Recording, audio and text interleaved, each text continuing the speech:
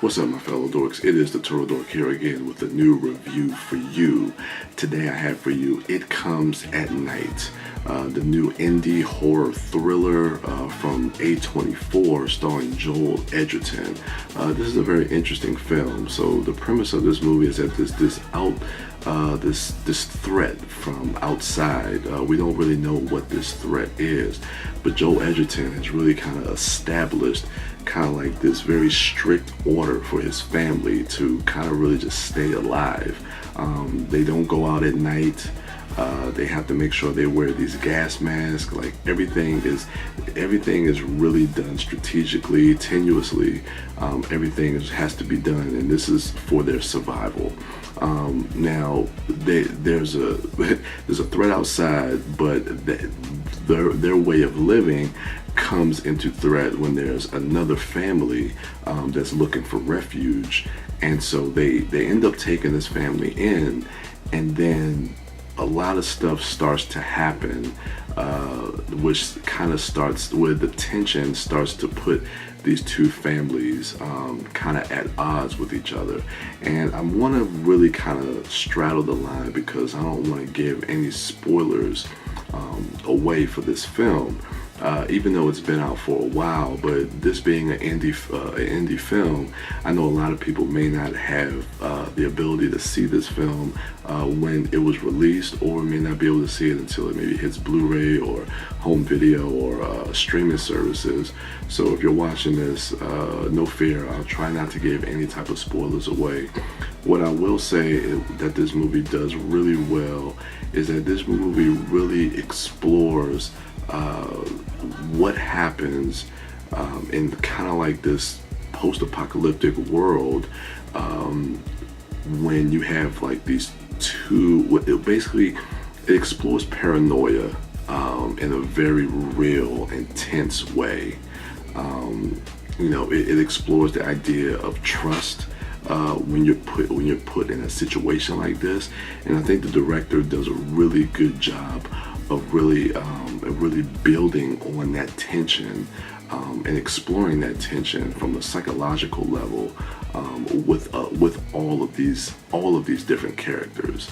But I have to say, with that being said, I wasn't too thrilled with this film. Now, I will say again, not to give really any type of spoilers away, the director of this film, I think his name is Trey Edward Schultz. I did a little bit of reading and a little bit of backstory on the making of this film, and it seems like there was a really specific reason that inspired the director to really make this movie, and it definitely stems from something personal that he dealt with. And I could definitely respect and commend him making this film in that way, doing it for those reasons. But I will have to say, for me personally, it just wasn't a film that I could really get on board with and kind of connect with. But I will say, him as a director, I thought he does some very interesting things with the camera. I thought the cinematography was great. I think a lot of his camera movements and the way that he's able to build tension and the pacing of the film was expertly done. The crafting of this film, I thought was perfect. I mean, you couldn't ask for a better crafted film. But ultimately, at the end of the day, for me, I think the movie, it brings up a lot of unanswered questions that at the end, it just kind of left me ultimately unsatisfied. There are a lot of questions that are raised inherently through the narrative of this film that aren't answered, and that's why ultimately it just left me unsatisfied at the end of the film. It didn't really meet those expectations that I was looking for. Now, granted, the movie does kind of the marketing of this film and the trailers of this film do kind of sell this movie as one thing, and then when you go into the theater, you do get something different. That I don't have a problem with. Actually, I kind of like that, because once I kind of figured that, okay, this is the story that they're telling, I really got on board with what they were trying to do. But again, it just didn't all really connect with me in a way that I felt that I wanted it to really connect with me at the end of the film.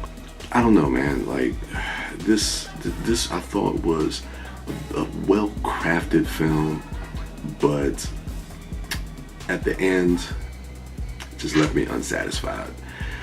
So with a score, I'll definitely give it a passing grade, but definitely a lower grade. So I'll give it a 65 out of 100. Yeah, yeah. It just didn't work for me personally. So yeah, sorry to anybody who really liked this movie, but I definitely want to hear your thoughts and let me know what you thought about the film in the comments below. Go ahead, rate, like, subscribe, and share, and go ahead and check out my other dorks at MouthDork, at TheDiscoDork, and at Sidewalk Siren. And as for me, I am the Turtle Dork, and with that, I'm out.